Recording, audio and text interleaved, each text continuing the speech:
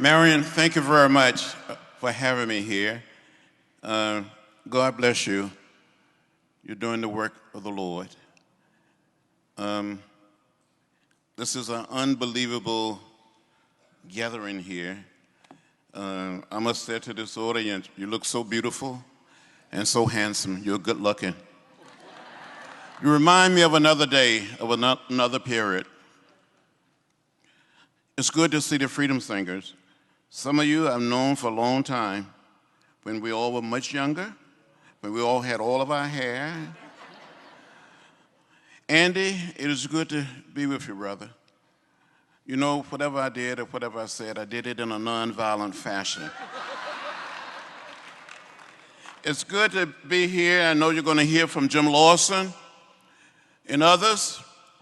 But as Marion said, I grew up very, very poor in rural Alabama, about 50 miles from Montgomery, outside of a little place called Troy. My father was a sharecropper, a tenant farmer. But back in 1944, when I was 4 years old, and I do remember when I was 4, my father had saved $300, and with the $300, he bought 110 acres of land. My family still own that land today.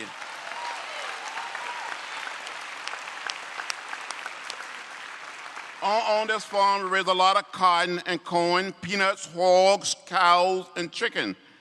I won't bore you with the chicken story, but it was my responsibility to care for the chickens. And I fell in love with raising chicken. These chickens taught me patience. They taught me hard work. And sometimes I'd be out there working in the field. And I would say to my mother, I would say, this is hard work.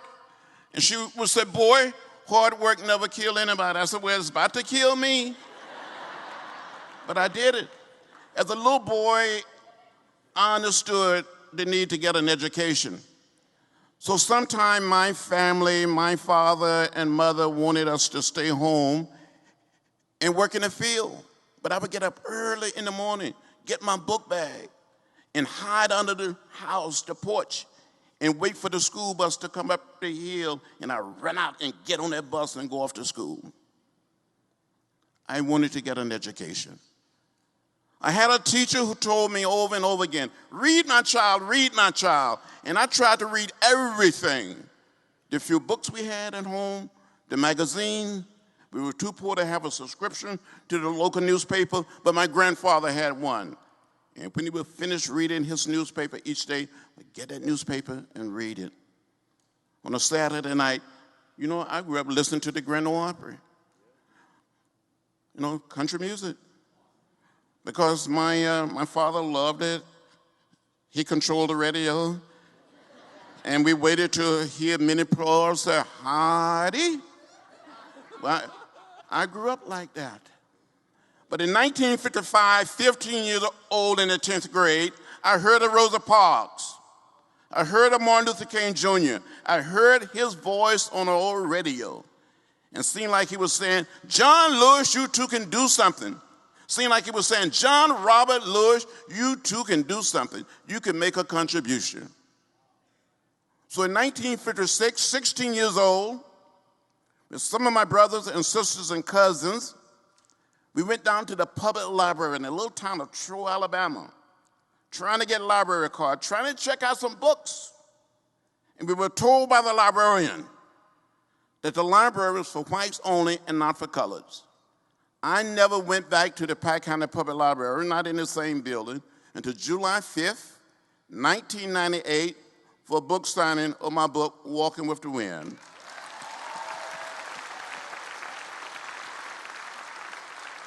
And hundreds of blacks and white citizens showed up, and they gave me a library card. It says something about the distance we've come and the progress we've made.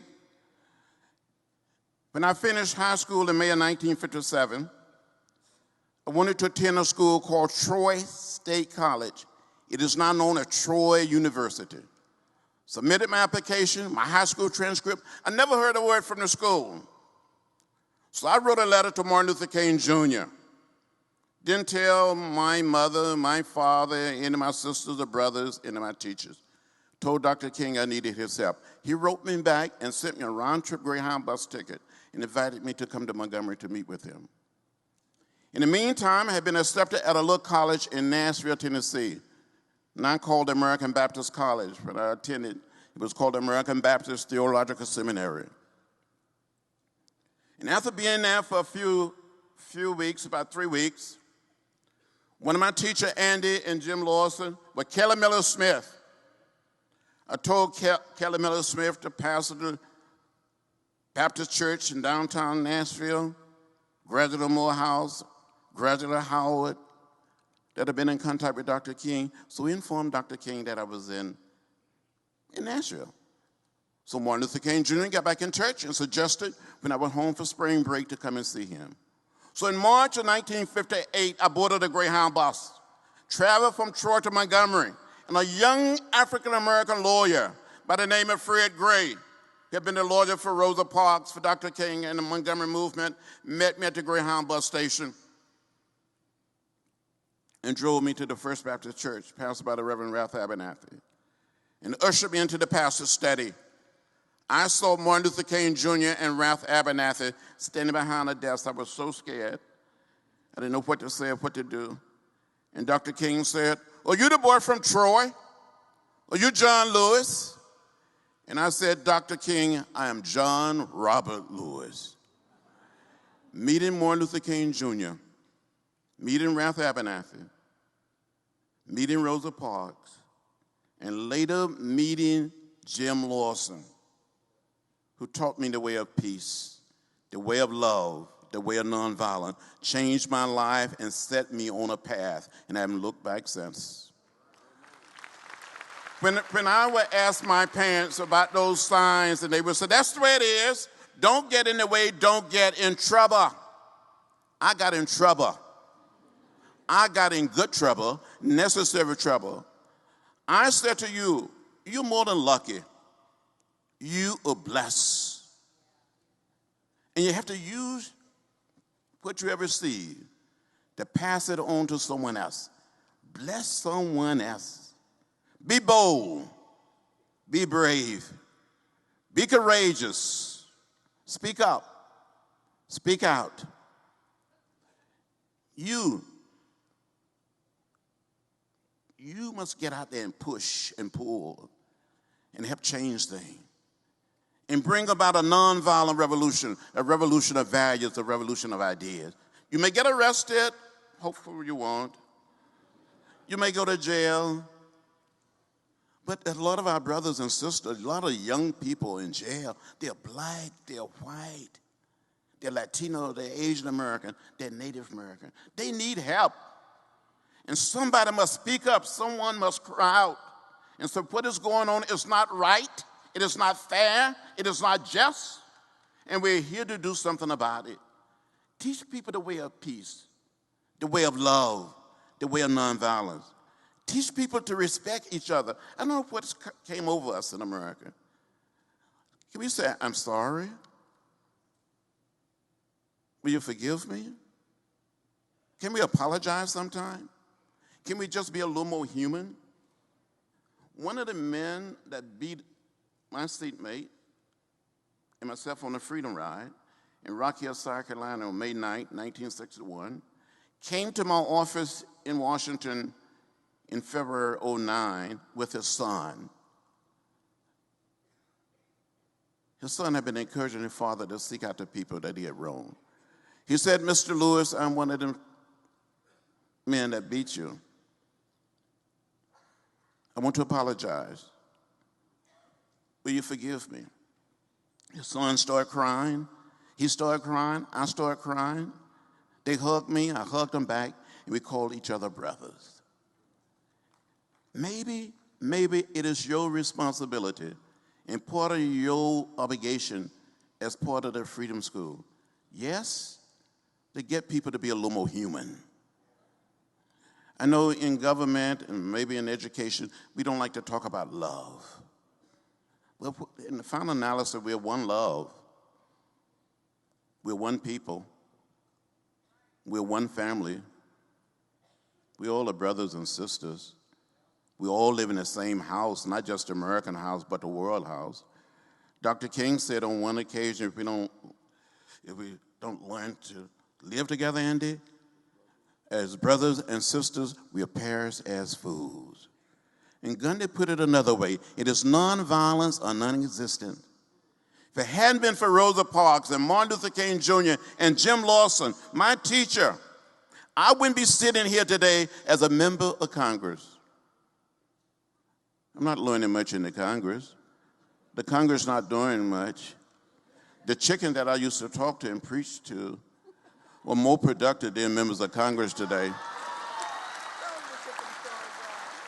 And so you must help get out there and bring about change in education, in our awful prison system, and immigration. It doesn't make sense in our country, and we're too quiet. We need to make some noise. It doesn't make sense for hundreds and thousands and millions of people to be living in a shadow. We must bring people out of the shadow and set them on a path to citizenship.